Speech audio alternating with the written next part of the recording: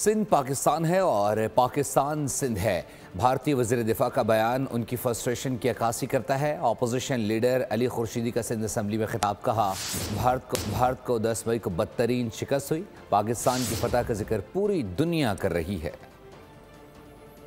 ایک زبانوں کے ایک ہی بات کہہ رہے ہیں کہ بھائی سندھ پاکستان ہے، پاکستان سندھ ہے، اور یہ اس طرح کے بھارت کا ڈیفنس منسٹر ہے، اس کے بیانات کہ وہ اکھنڈ بھارت کا کانسیپٹ یقینی طور پہ ایک فرسٹریشن والی صورتحال ہے بھارت میں، جو مئی میں انہوں نے ایک جارحیت بھارت نے پاکستان پہ کرنے کی کوشش کی تھی، اس کا جس انداز سے جواب ہم نے گھنٹوں میں دنوں میں دیا ہے، تو یقینی طور پہ وہ ان کی وہی والی حالت ہے کہ وہ نہ سفارتی محاذ پہ کامیابی حاصل کر پا رہے ہیں بھارت، نہ دفاعی محاذ پہ ان کو کامیابی ملی۔ انہوں نے آبی جارحیت کر کے دیکھ لی، فضائی جارحیت کر کے دیکھ لی، زمینی جارحیت کر کے دیکھ لی، ان کو ہر جگہ ہزیمت کا سامنا کرنا پڑا۔ یہ وہ بنیادی وجہ تھی جس کی وجہ سے اس طرح کے بیانات آ رہے ہیں۔ الحمدللہ جو کام پاکستان نے کیا ہے وہ پوری دنیا بتا رہی ہے کہ کیا کام کیا ہے ہم نے بھارت کے ساتھ۔